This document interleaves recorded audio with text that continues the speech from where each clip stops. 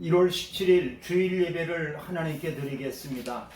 다 자리에서 일어나시겠습니다. 여는 찬양 드립니다.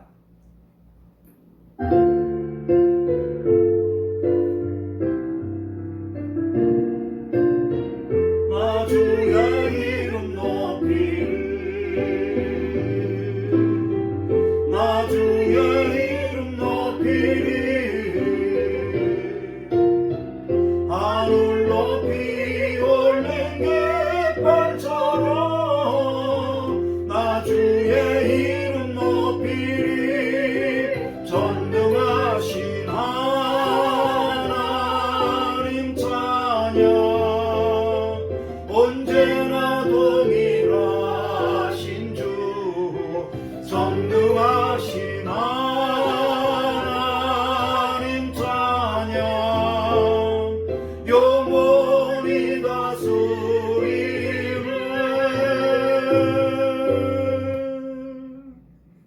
하나님이여 주의 인자하심이 어찌 그리 보배로우신지요. 사람들이 주의 날개 그늘 아래에 피하나이다. 그들이 주의 집에 있는 살찐 곳으로 풍족할 것이라. 주께서 주의 복락의 강물을 마시게 하시리이다. 하나님, 오늘도 하나님 앞에 나와서 예배합니다. 우리의 한 주간 동안의 허물과 죄악을 용서하여 주시고 주님의 보배로운 피로 우리를 씻어 주시옵소서. 오직 하나님께만 집중하는 시간이 될 수 있게 해주시고 하나님께만 영광 돌리는 시간 되게 해 주옵소서. 예수님의 이름으로 기도하였습니다. 아멘. 찬송가 23장입니다.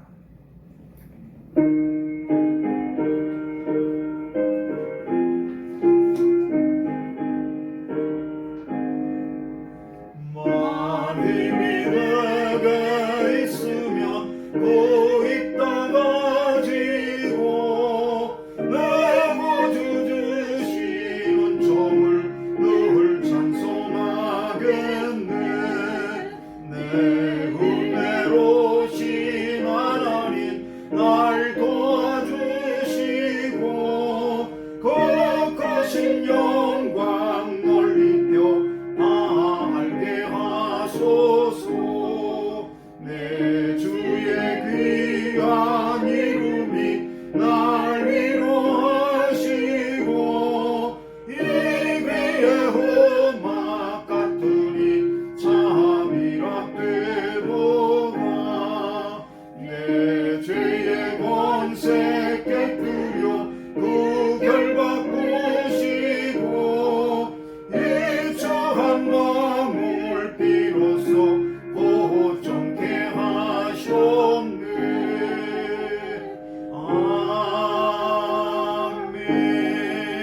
아멘. 성시교도 60번입니다. 성시교도 60번입니다. 여호와여 주께서 나를 살펴보셨으므로 나를 아시나이다. 주께서 내가 앉고 일어섬을 아시고 멀리서도 나의 생각을 밝히 아시오며 나의 모든 길과 내가 눕는 것을 살펴보셨으므로 나의 모든 행위를 익히 아시오니 여호와여 내 혀의 말을 알지 못하시는 것이 하나도 없으시니이다.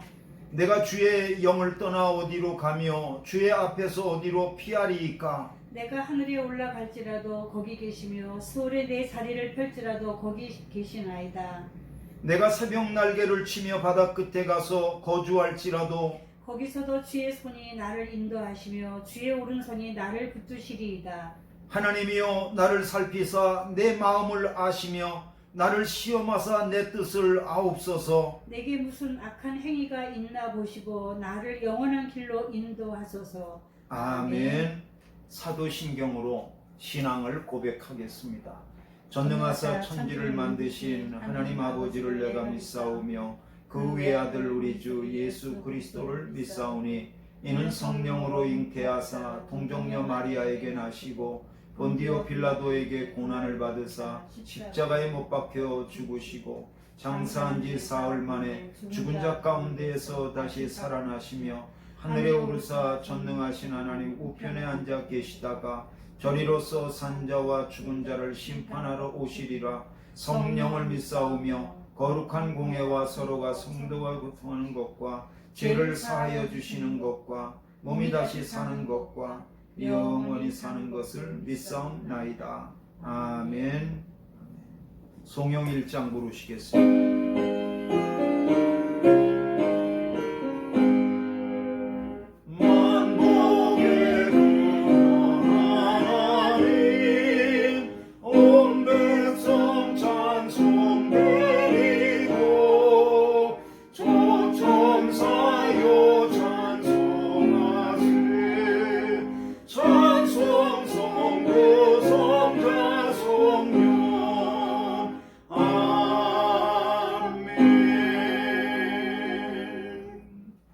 자리에 앉겠습니다. 이 시간 기도하겠습니다. 기도할 때 제가 기도하겠습니다.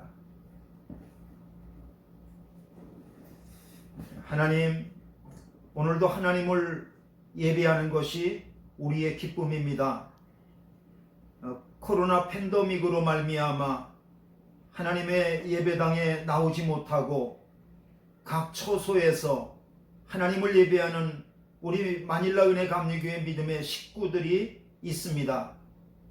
아버지 하나님, 어느 곳에서 예배한다 할지라도 신령과 진정으로 예배하는 자를 찾으시는 하나님을 만날 수 있도록 도와주시고 온 마음과 정성을 다하여서 하나님을 찾고 구할 때 하나님의 영광이 나타나며 하나님이 기뻐하시는 예배가 될 수 있도록 인도하여 주시옵소서. 한 주간을 돌이켜보면 세상을 바라보며 두려워하고 근심하였던 저희였음을 고백합니다. 주님의 말씀보다도 사람의 말에 더 귀 기울이며 살았던 저희였음을 고백합니다. 코로나 앞에서 늘 들려오는 소식에 두려워했던 저희임을 고백합니다. 이제 다시 입술을 열어 주님을 찬양하오니 호흡이 멈출 때까지 오직 주님만 찬양하는 믿음의 사람이 되게 하여 주시옵소서. 하나님, 올해도 저희에게 은사를 부어주셔서 하나님이 주신 사명과 직분을 잘 감당할 수 있도록 인도하여 주시옵소서. 지혜와 힘과 능력을 허락하여 주셔서 올해도 하나님의 예배당을 잘 섬기며 하나님 아버지와 교회를 잘 섬길 수 있는 믿음의 사람이 될 수 있도록 인도하여 주시옵소서. 오늘 예배하는 자리에 이 자리에 오셔서 우리 예배를 기뻐 받으시며 우리도 또한 마음속에 큰 기쁨이 샘솟는 시간 되기를 소망하며 예수 그리스도의 이름으로 기도하였습니다. 아멘. 하늘에 계신 우리 아버지여, 이름이 거룩히 여김을 받으시오며 나라의 마옵시며 뜻이 하늘에서 이룬 것 같이 땅에서도 이루어지이다. 오늘날 우리에게 일용할 양식을 주옵시고 우리가 우리에게 죄 지은 자를 사하여 준 것 같이 우리 죄를 사하여 주옵시고 우리를 시험에 들게 하지 마옵시고 다만 악에서 구하옵소서. 내게 나라와 권세와 영광이 아버지께 영원히 싸움나이다. 아멘.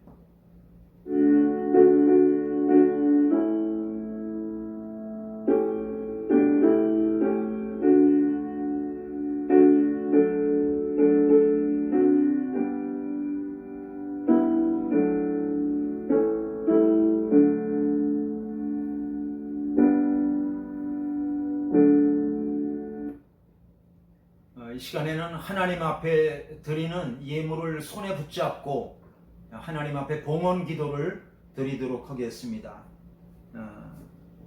기도하겠습니다. 주님, 오늘도 주님 전에 나와서 기쁨으로 하나님을 예배하는 그 기쁨을 맛보게 하시니 감사를 드립니다. 주님을 향한 우리의 마음을 예물에 담아서 하나님께 드리오니 받아주시옵소서. 예물을 드릴수록 우리의 살아가는 삶 속에 하나님의 임재하시는 능력이 함께하여 주시고 무엇보다도 우리의 삶이 늘 주님 앞에서 복된 삶이 되도록 인도하여 주시옵소서.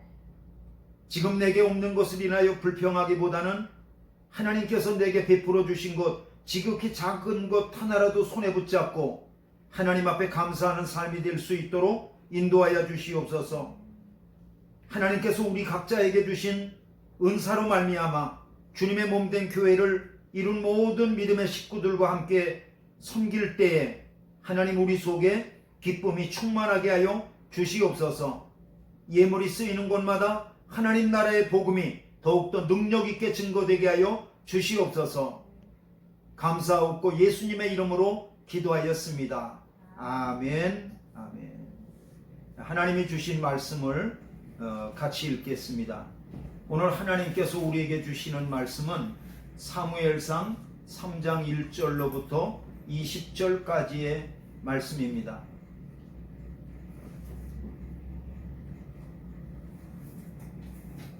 사무엘상 3장 1절로부터 20절까지의 말씀입니다. 한 절씩 교독하겠습니다. 아이 사무엘이 엘리의 앞에서 여호와를 섬길 때에는 여호와의 말씀이 희귀하여 이상이 흔히 보이지 않았더라.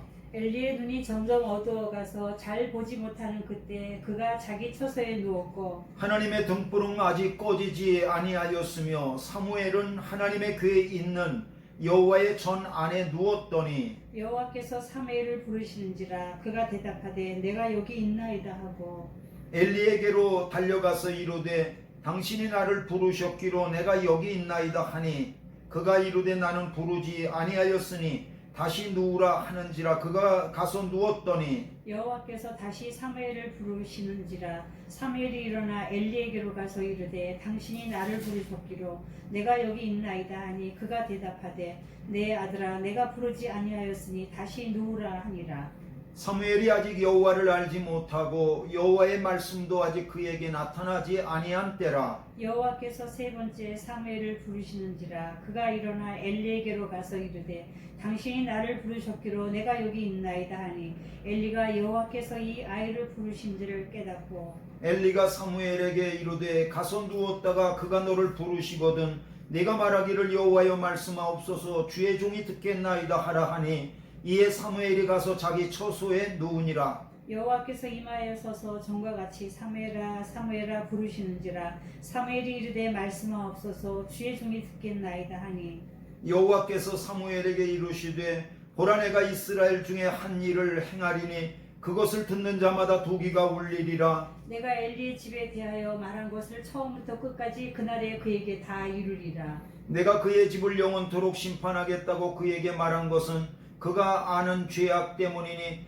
이는 그가 자기의 아들들이 저주를 자청하되 금하지 아니하였음이니라. 그러므로 내가 엘리의 집에 대하여 맹세하기를 엘리 집의 죄악은 제물로나 예물로나 영원히 속죄함을 받지 못하리라 하였노라 하셨더라. 사무엘이 아침까지 누웠다가 여호와의 집의 문을 열었으나 그 이상을 엘리에게 알게 하기를 두려워하더니 엘리가 사무엘을 불러 이르되 내 아들 사무엘아 하니 그가 대답하되 내가 여기 있나이다 하니 그가 이르되 내게 무엇을 말씀하셨느냐 청하노니 내게 숨기지 말라. 내게 말씀하신 모든 것을 하나라도 숨기면 하나님이 내게 벌을 내리시고 또 내리시기를 원하노라 하는지라. 사무엘이 그것을 그에게 자세히 말하고 조금도 숨기지 아니하니 그가 이르되 이는 여호와이시니 선하신 대로 하실 것이니라 하니라. 사무엘이 자라매 여호와께서 그와 함께 계셔서 그의 말이 하나도 땅에 떨어지지 않게 하시니 다같이요 단에서부터 부엘세바까지의 온 이스라엘이 사무엘은 여호와의 선지자로 세우심을 입은 줄을 알았더라.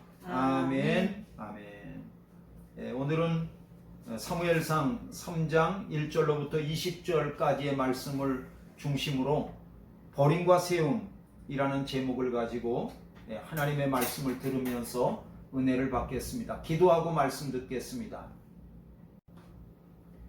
하나님 아버지, 오늘도 하나님께서 나에게 주시는 말씀을 듣습니다. 사람의 말로 듣지 않게 해주시고 하나님의 음성으로 들려지게 하여 주셔서 내 옥토밭에 그 말씀의 씨앗이 뿌려질 때 100배의 결실을 거둘 수 있도록 은총을 베풀어 주시옵소서. 은혜 받기를 소망하며 예수님의 이름으로 기도하였습니다. 아멘.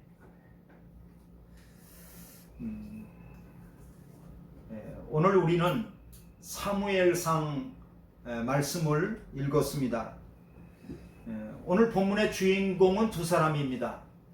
한 사람은 제사장 엘리이고 또 다른 한 사람은 제사장 엘리를 도와서 하나님 앞에서 섬기고 있는 아이 사무엘입니다. 하나님이 아이 사무엘을 부르셨습니다. 하나님이 사무엘을 3번씩이나 불렀지만 사무엘은 그 부르시는 이가 하나님이신지를 알지를 못했습니다. 아이 사무엘은 자기를 부르시는 이가 제사장 엘리인 줄 알고 하나님이 그를 부르실 때마다 제사장 엘리에게로 달려갔던 거죠. 나를 부르셨냐고. 3번째 될 때에야 비로소 제사장 엘리는 이 아이를 부르신 이가 하나님이시라는 것을 깨달았어요. 그래서 제사장 엘리는 아이 사무엘에게 하나님이 부르실 때 들을 수 있는 준비를 시켜주었습니다. 그리고 하나님은 아이 사무엘에게 예언의 말씀을 들려주셨는데 그것은 곧 엘리 제사장 가정에 대한 하나님의 심판이었던 거죠. 결국에 제사장 엘리는 하나님께로부터 버림받는 사람이 되어졌고요. 아이 사무엘은 하나님 앞에 세움을 받고 온 이스라엘의 선지자로 세움받는 이야기가 우리에게 소개되고 있습니다. 저는 사무엘상 3장을 읽으면서 이것을 연극으로 만든다면 어떻게 될 수 있을까? 이제 그런 생각을 하면서 상상을 하면서 읽어봤어요. 이런 거죠. 이제 무대의 그 막이 이렇게 열립니다. 열리게 되면 뭐 인물들이 나오고 막 조명이 비춰져야 되는데 그러지 않고 깜깜한 거예요. 그리고 그 깜깜함이라고 하는 것은 계속되는 거예요. 그렇습니다. 이 사무엘상 3장의 배경이 된 시대는 정말 깜깜한 시대였었습니다. 암흑 시대였던 거죠. 목사님, 전등불이 없으면 암흑 시대인가요? 그게 아니고요. 하나님의 말씀에 빛이 없으면 그게 암흑 시대예요. 하나님의 말씀이 들려지지 않으면 그게 암흑 시대입니다. 1절 보시겠습니다. 아이 사무엘이 엘리 앞에서 여호와를 섬길 때에는, 그 다음에 보세요. 여호와의 말씀이 희귀하여, 뭐라고요? 희귀하여. 하나님 말씀이 아주 희귀했대요. 그 다음에 이상이, 비전이 흔히 보이지 않았더라. 여러분, 아이 사무엘 때에는 하나님의 말씀이 희귀하고 하나님의 비전도 흔히 보이지가 않았다는 거예요. 그러면 뭐 하나님 말씀이 선포가 안 됐나 보죠? 아니요. 하나님의 말씀은 여전히 선포됐어요. 그런데 왜 하나님의 말씀이 희귀했죠? 하나님의 말씀이 선포돼도 사람들이 그걸 들으려고 하지 않으니까 희귀한 거죠. 또 사람들이 하나님 앞에 제사 드리는 일이 없었나 보죠? 아니요. 하나님 앞에 드리는 제사가 당연히 있었죠. 그리고 이스라엘 백성 한가운데에는 성막이 있었죠. 회막이 있었죠. 그리고 그 회막 안에서 하나님 앞에 제사를 주관하고 그러는 제사장 엘리도 그 안에 있었죠. 그런데 중요한 것은 성막이 있으면 뭐하냐 말이죠. 사람들이 성막에 찾아와서 자기의 죄를 고백하면서 하나님 앞에 제사를 드리지 않으니까요. 이때가 바로 어떤 시대냐 그러면은 사사시대 말기였습니다. 사사시대 말기. 사사시대 말기는 어떤 시대냐면 사람들이 다 자기의 소견에 옳은 대로 행하는, 살아가는 그러한 시대였었습니다. 사람들이 자기 소견에 옳은 대로 행하며 살아간다는 것은 곧 자기가 왕이라는 뜻이죠. 자기가 왕이라는 뜻입니다. 사사기 17장 6절을 보겠습니다. 그때에는 이스라엘에 왕이 없었으므로 사람마다 자기 소견에 옳은 대로 행하였더라. 여러분, 이스라엘에 왕이 없어서 사람들마다 다 자기 소견에 옳은 대로 행했다는 말씀은 사사기의 후렴, 노래의 후렴처럼 나오는 구절에 똑같은 구절이 계속 반복되고 있어요. 이게 무슨 말씀이죠? 당연히 하나님께서 백성들의 왕이 되셔야 되는데 사람들이 하나님을 왕으로 인정하지 않는 거예요. 그래서 사람마다 자기가 왕이 되는 거죠. 사람마다 자기가 왕이 되니까 진정한 왕이신 하나님의 말씀을 듣지 않는 거죠. 또 진정한 왕이신 하나님을 예배하지도 않는 거죠. 오늘날도 마찬가지예요. 우리가 하나님의 말씀을 아무리 선포해도 그것을 듣지 않고 하나님 앞에 아무리 예배가 많이 있어도 그 예배에 나오지 않으면 그것이 바로 암흑시대이고 혼돈의 시대인 거예요. 그것이 바로 사사기 시대인 거죠. 다시 이어집니다. 깜깜한 무대에 아무도 없는 줄 알았습니다. 그런데요, 저쪽 구석에 아주 희미하게 어떤 한 사람이 있는 것이 보입니다. 그는 바로 엘리 제사장이었던 거죠. 80이 넘은 노구를 이끌고 의자에 앉아 있습니다. 그리고 그는 까박까박 이렇게 졸고 있는 모습이죠. 2절입니다. 엘리의 눈이 점점 어두워가서 잘 보지 못하는 그때에 그가 자기 처소에 누웠고, 엘리의 눈이 점점 어두워져서 잘 보지 못했다는 것은 물론 그의 눈에 노안이 와가지고 잘 보지 못했다라고 하는 그런 말씀일 수도 있어요. 그러나 이 말씀 속에는 그가 영적인 눈이 흐려져서 영적인 민감성이 떨어졌다고 하는 것을 우리에게 말씀하고 있는 거죠. 그리고 다시 무대로 들어갑니다. 깜깜한 무대에 전혀 빛이 없는 줄 알았어요. 그런데요, 여러분, 저쪽 끝에 조그만 아주 희미한 불빛이 하나가 있는 거예요. 그 불빛은 뭐냐면 성소에서 비쳐나오는 등잔불이었던 거죠. 여러분, 성소 안에 있는 등잔불은요, 저녁이 되면 그 심지에다가 불을 붙이는 거예요. 그리고 심지에서 불을 붙이면 그 기름이 이제 타가지고 새벽까지, 아침이 밝을 때까지 그 불빛이 쭉 유지가 되는 거예요. 그 등잔불 앞에 누가 누워 있습니다. 그 아이가 바로 사무엘이었던 거죠. 여러분 3절 보시겠어요? 하나님의 등불은 아직 꺼지지 아니하였으며 사무엘은 하나님의 궤에 있는 여호와의 전 안에 누웠더니, 이렇게 기록되어 있습니다. 하나님의 등불은 아직 꺼지지 아니하였으며 라는 말은 실제로 성소의 등잔불이 아직 꺼지지 않을 만큼 아직 새벽이 거의 됐지만 새벽이 아직 이르지 않았다는 그런 말씀일 수도 있고요. 사람들은 하나님의 말씀을 무시하고 사람들은 하나님 앞에 제사하는 걸 무시할지라도 사람을 향하신 하나님의 관심과 하나님의 사랑의 등불은 아직도 꺼지지 않고 희미하게 빛나고 있다고 하는 것을 우리에게 말씀하고 있는 것이죠. 여러분, 암흑시대에도 하나님은 새 일을 준비하시는 것을 믿으시길 바랍니다. 여러분, 암흑시대에도 하나님은 쓰실 사람을 찾고 계시다고 하는 것을 믿으시길 바랍니다. 그리고 그 찾으시는 사람이 바로 여러분이시길 바랍니다.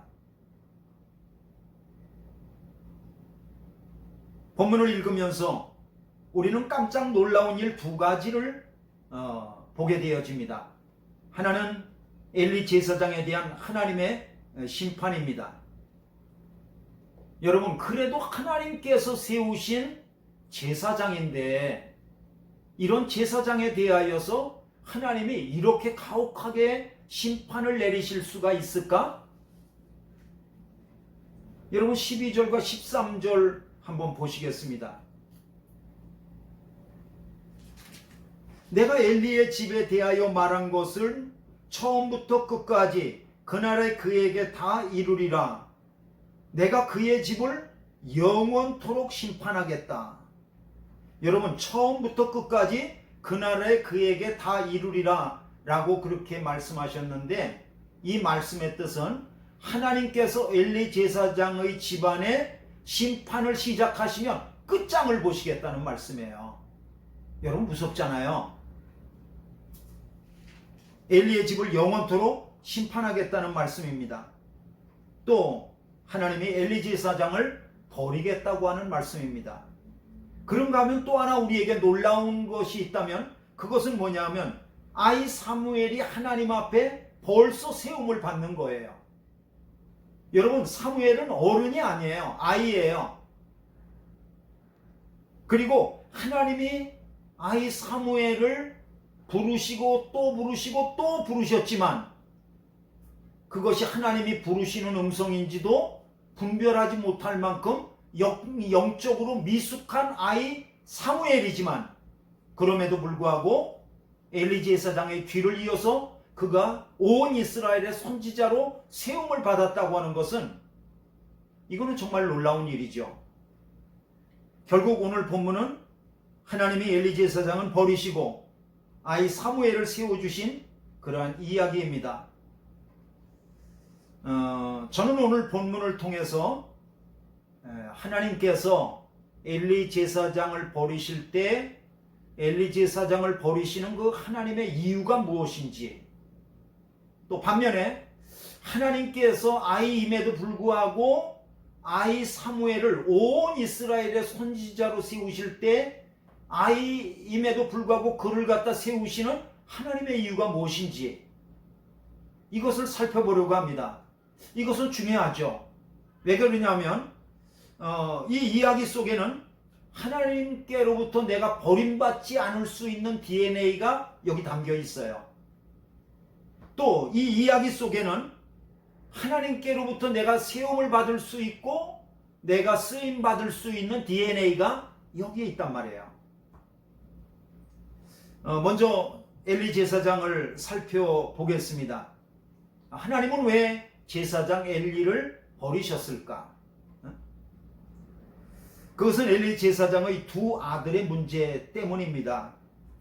13절을 보시겠습니다.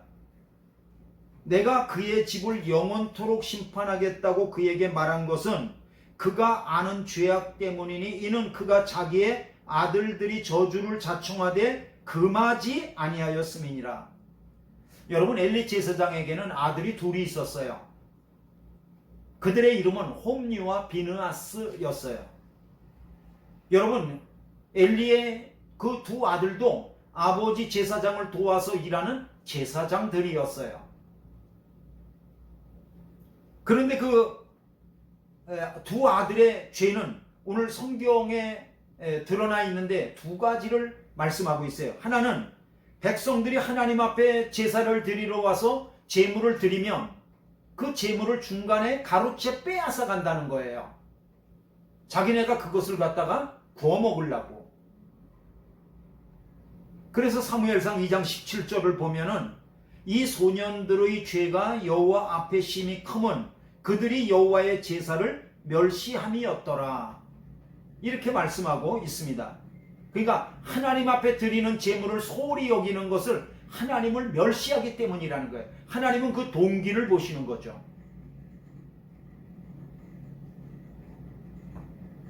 두 아들들의 또 한 가지 죄는 뭐냐면 음행이었어요. 제사장 엘리의 두 아들들은 그 회막문에서 수종드는 여인들과 동침을 했습니다. 그리고 그 두 아들들이 회막문에서 수종드는 여자들과 동침했다고 하는 소문은 백성들 중에 널리 퍼지게 되어졌어요. 그리고 그 널리 퍼진 소문은 돌고 돌아서 결국 누구에게로 들어왔냐 그러면은 아버지 제사장 엘리에게로 들어온 거예요. 그런데 중요한 것은 두 아들에 대한 제사장 아버지 엘리의 무감각한 태도였던 거죠. 아버지 제사장 엘리는 두 아들에 대해서 악한 소문을 들으면서도 탄호하지 않았어요. 성경은 아버지 엘리의 그 잘못이 무엇인지에 대해서 두 가지로 말씀하고 있습니다. 사무엘상 2장 29절입니다. 너희는 어찌하여 내가 내 처소를 명령한 내 재물과 예물을 밟으며 내 아들들을 나보다 더 중히 여겨 내 백성 이스라엘에 드리는 가장 좋은 것으로 너희들을 살찌게 하느냐.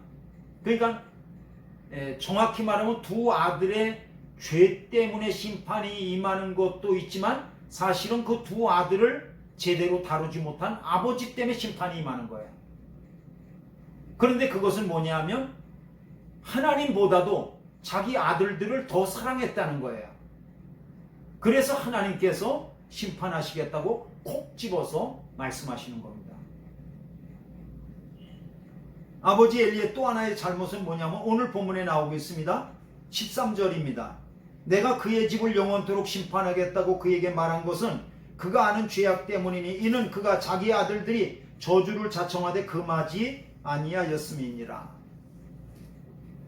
그러니까 아들들이 악행으로 말미암아서 저주가 임할 수 있는데도 불구하고 아버지인 제사장 엘리가 그 아들들에게 그렇게 하면 안 돼, 그렇게 금하지 않았다는 거예요.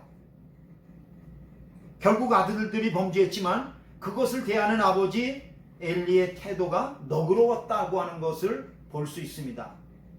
여러분, 죄에 대해서 너그러웠다고 하는 것은 그것은 다른 말로 하면 죄에 대해서 무감각했다고 하는 것을 우리에게 말씀하고 있는 거죠. 마치 불에 손을 대이는 것 같이 뜨거워! 그렇게 하면서 이걸 빼야 되는데 그냥 무감각하게 그대로 손을 두었다는 거죠. 그래서 불탈 수밖에 없다는 거예요. 엘리 제사장과 그 가정에 대한 하나님의 심판은 가혹했습니다. 그 심판을 보면 제사장 엘리의 두 아들 홈리와 비느하스가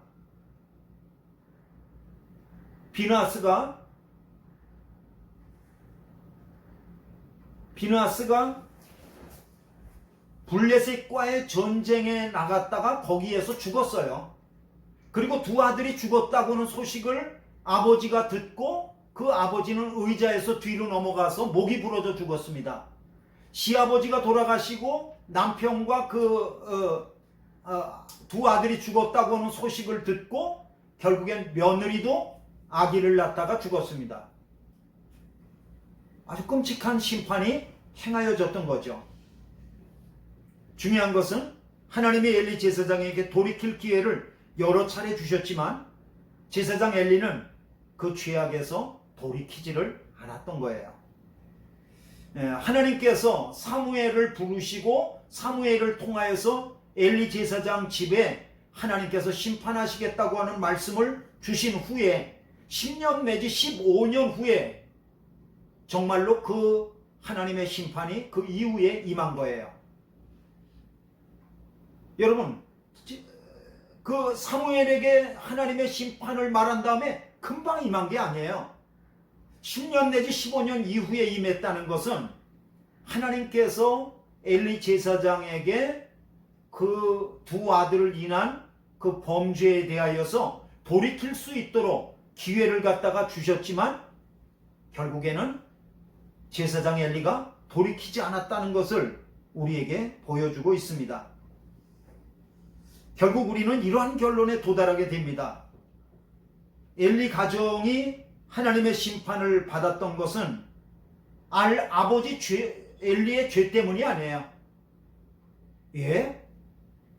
엘리의 죄 때문이 아니고 하나님께 돌이키지 않았기 때문에 심판을 받은 거예요.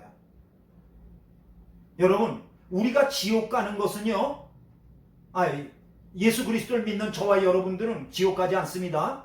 지옥 가지 않고 그러나 우리가 만약에 지옥을 간다면 그것은 죄 때문에 지옥 가는 사람은 앞으로 없어요. 지금도 없어요. 그럼 왜 지옥 가냐? 예수 그리스도를 믿을 수 있도록 하나님이 아들을 주셨는데 그걸 믿지 않으니까 지옥 가는 거예요.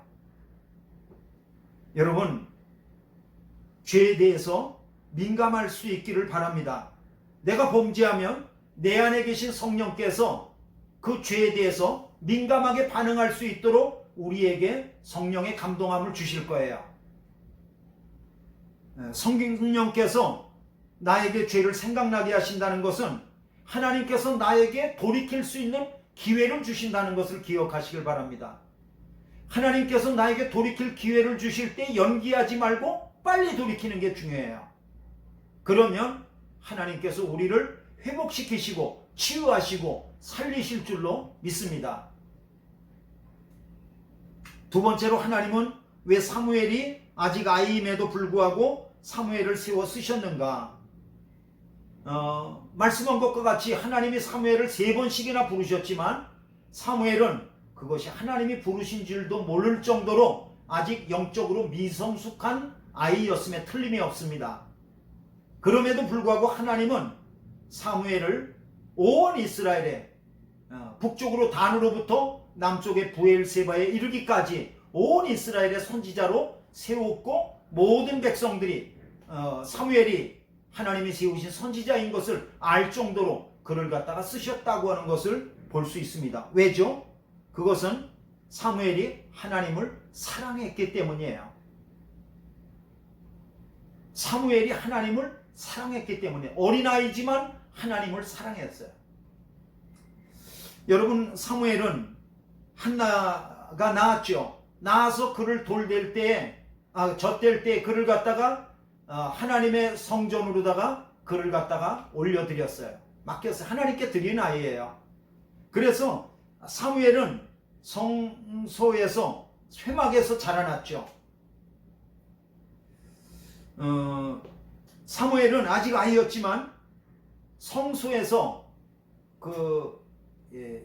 회막문을 여는 일을 그가 했어요. 문을 열고 닫는 일. 그걸 오늘 성경 보니까 그거 사무엘이 했어요.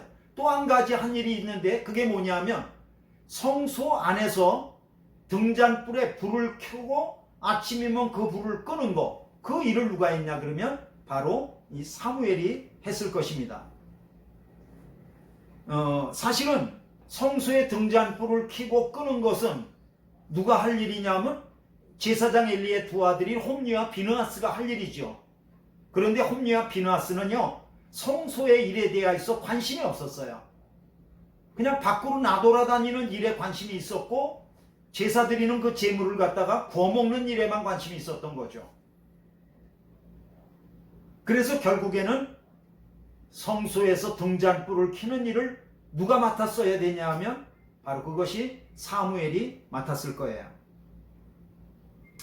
사무엘은 성소에 들어가서 등잔불을 켜고 그리고 그 등잔불을 켜면서 그름이 난 그 심지를 잘 자르고 정리해 가지고 거기다가 새 기름을 붓고 그것이 새벽에 되어져서 거의 이제 아직도 이렇게 불타고 있으면 그 심지를 꺼서 또 저녁이 될 때까지 기다리고 또 기름을 거기다 부어놓고 그러는 일을 갖다가 했을 거예요.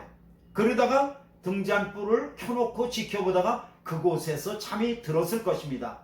그래서 오늘 사무엘상 3장 3절은 그가 성전 안에서 있다가 하나님의 음성을 들었다고 오늘 본문은 말하고 있습니다. 여러분 3절 다시 한번 보실까요? 하나님의 등불은 아직 꺼지지 아니하였으며 사무엘은 어디에 있었다고요? 하나님의 궤에 있는 여호와의 전 안에 누웠더니 여호와의 전 안에 누웠대요. 하나님의 궤가 있는. 그렇다고 해서 그 지성소 안에서 머물렀다고 그러는 뜻은 아니고 그 등잔불이 있는 곳 그곳에서 있었다는 거겠죠. 그곳에는 떡상이 있고 그 다음에 등잔불이 있어서 늘 제사장이 거기를 들락날락하면서 그것들을 점검하게 돼 있던 거죠. 성경학자들은 대부분 이 부분에서 강한 의심을 나타냅니다. 그것은 뭐냐 하면 어른도 아니고 제사장도 아닌 아이 사무엘이 성소에 들어가서 어떻게 잠을 잘 수가 있겠냐, 성소라는 곳에서. 그러니까 사무엘은 그 성소 옆이나 아니면 근처에 있는 그런 그 자기 잠자는 곳이 있었을 것이다. 그런데 이 성경을 기록한 이가 그 사무엘이 잠자고 있는 곳까지 모두 이렇게 광범위하게 거기를 성소에서 잠이 들었다고 말했을 것이다. 이렇게 이제 말하는 거예요. 해석하는 거예요. 이제 그것도 이제 추측이죠. 추측이에요. 그렇게 해석하는 것도. 그러나 저는 그 성경학자들이 그렇게 추측하는 것과는 다르게 그냥 성경에 기록된 대로 사무엘이 하나님의 궤가 있는 성소 안에서 잠을 잤을 것이다. 저는 그냥 그대로 보고 싶습니다. 왜 그러냐 하면 여러분 사무엘은 어려서부터 아기 때부터 아장아장 걸어다니면서부터 그때부터 회막에서 돌아다녔잖아요. 여러분 아기가 뭘 알아요? 거기가 성소인지 아닌지. 그냥 그 성소가 자기의 놀이터였었어요. 그리고 이제 조금 더 자라면서 그 엘리 제사장을 따라 들어가서 불 붙이는 모습을 봤고 또 떡상에 떡을 가는 것을 보고 그리고 여긴 지성소니까 함부로 들어가면 안 된다 그런 말씀도 들었을 것이고 그러면서 그런 말씀을 들으면서 흉내내면서 그러면서 거기서 자라났겠죠. 그리고 이제 성소의 등잔불을 켜고 끄는 일을 갖다가 맡게 되면서 그곳에서 그 일을 하다가 하나님의 성전이 너무 좋아서 하나님의 성소가 너무 사랑스러워서 거기서 아마 어쩌면 피곤했을지도 모르겠고요. 거기서 잠이 들었을 거예요. 그러다가 하나님의 음성을 들었던 거죠. 그래서 처음에 하나님의 음성을 들었던 것은 하나님의 성소였고 그리고 이제 나머지 세 번째 부르시고 난 다음에 사무엘이 갔던 곳은 성소에 있는 거기가 아니었어요. 자기 처소로 갔어요. 그래서 여러분 구절을 보면은 세 번째 하나님의 음성을 듣지 못하고 하나님 그 엘리 제사장의 지시를 받고 어디로 돌아갔냐면 자기 처소로 갔다 그러는데 구절 보세요. 엘리가 사무엘에게 이르되 가서 누웠다가 그가 너를 부르시거든 내가 말하기를 여호와여 말씀하옵소서 주의 종이 듣겠나이다 하라 하니 이에 사무엘이 가서 어디에 누우니라? 자기 처소에 누우니라. 여긴 성소에 누우니라고 되지 않았잖아요. 그러니까 오늘 사무엘상 3장은 최초로 하나님이 그 사무엘을 부르셨을 때 사무엘이 잠자던 곳은 성소였다고 말하고 세 번째 부르시고 네 번째 부르실 때 그가 누워있던 곳은 자기 처소였다고 구분해서 말씀하고 있잖아요. 그러니까 제가 볼 때에는 사무엘이 처음에 하나님의 부르심을 받았던 것은 성소였고 그는 하나님 앞에 등잔불에 심지에 불을 붙이는 일을 했고 거기서 하나님의 성전을 너무 사랑하다가 거기가 좋아서 거기서 그냥 잠을 잤을 것이다. 그러다가 하나님의 음성을 들었을 것이다. 이게 바로 저의 이제 해석인 거죠. 여러분 결국 이런 거예요. 아무리 어린아이라 할지라도 하나님의 성소를 사랑하고 하나님의 말씀을 사랑하는 사람을 하나님께서 그를 세워주시는 거고 하나님이 그를 쓰시는 거예요. 그를 쓰시는 거예요. 왜? 하나님을 사랑하니까. 여러분 우리 신앙생활이라는 게 뭐예요? 신앙생활이라는 것이 종교 규칙을 갖다가 1개, 2개, 3개, 4개, 10개, 20개, 100개 이렇게 적어놓고 오늘 이거 했으면 동그라미 안 했으면 X표 이렇게 치면서 자기 점검하는 게 신앙생활인가요? 여러분 신앙생활의 가장 중요한 그 기본은 뭐냐면 하나님 사랑이에요. 하나님 사랑. 하나님 제가 하나님이 좋아요. 하나님 제가 하나님을 사랑해요. 그게 우리 신앙이죠. 그게 본질이죠. 아이 사무엘에게 그것이 마음속에 심지에 있었다는 거예요. 그래서 하나님이 아이라 할지라도 그를 세워주시고 하나님께서 그를 쓰시는 거예요. 여러분 신명기 6장 4절 5절입니다. 정말 이스라엘 백성들이 그의 자녀들에게 늘 가르치는 말씀입니다. 이스라엘아 들으라. 우리 하나님 여호와는 오직 유일한 하나 여호와이시니 너는 마음을 다하고 뜻을 다하고 힘을 다하여 네 하나님 여호와를 사랑하라. 사랑하라. 여러분, 이게 기본이에요. 이게 기본이에요. 여러분, 요한계시록의 7교회 중에 에베소 교회가 책망받는 이유가 뭐예요? 다 잘했어요. 너무 훌륭해요. 이 행위가 아주 훌륭해요. 그런데 뭐예요? 내가 하나님께 대한 첫사랑을 버렸다는 거 아니겠어요? 사랑이 없으면 아무것도 아니라는 거예요. 여러분, 기본을 회복하실 수 있길 바랍니다. 본질을 회복하실 수 있길 바랍니다. 그것이 우리에게 신앙입니다. 말씀을 마칩니다. 여러분, 지금은 다른 때가 아니라 저는 이 시대를 볼 때 지금이 사사기다. 어? 하나님이 왕이 아니세요. 하나님을 두려워하지 않아요. 자기 소견에 옳은 대로 살아가요. 자기가 왕이에요. 이게 사사기죠. 지금이 바로 사사기예요. 여러분, 죄에 대해서 민감하실 수 있기를 바랍니다. 또 하나님을 사랑할 수 있기를 바랍니다. 그러면 하나님이 저와 여러분을 버리지 아니하시고 저와 여러분을 세우시며 저와 여러분을 쓰실 것입니다. 모쪼록 하나님께서 사무엘을 쓰셨던 것 같이 저와 여러분들을 하나님께서 그 나라를 위하여서 아름답게 쓰시는 그런 복이 있으시기를 주님의 이름으로 축원합니다. 기도하겠습니다. 하나님 아버지, 은혜와 사랑을 감사합니다. 아이 사무엘과 같이 하나님을 사랑하다가 세움받고 쓰임받을 수 있도록 도와주시옵소서. 예수님의 이름으로 기도하였습니다. 아멘. 아멘.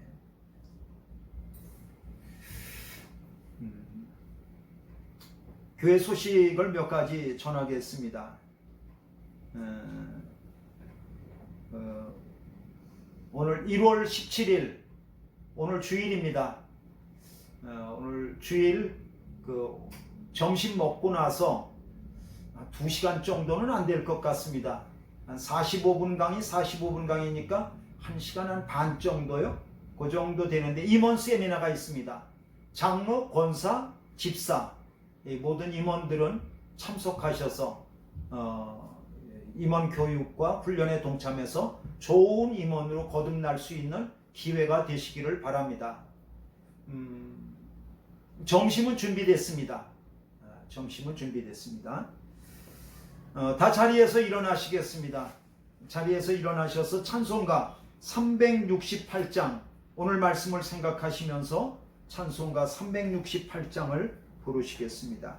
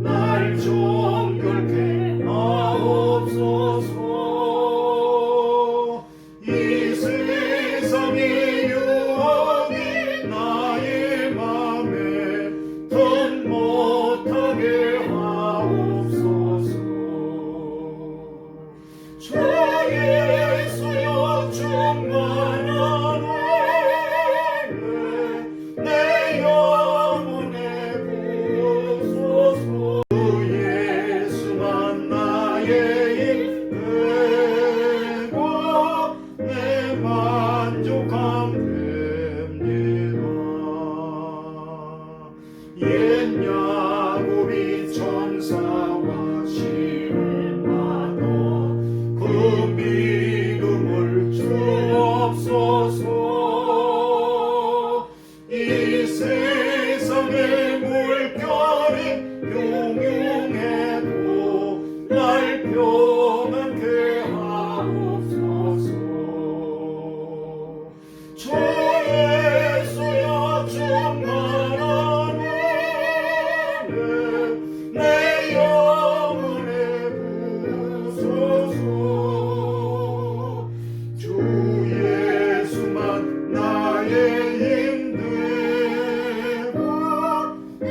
만족함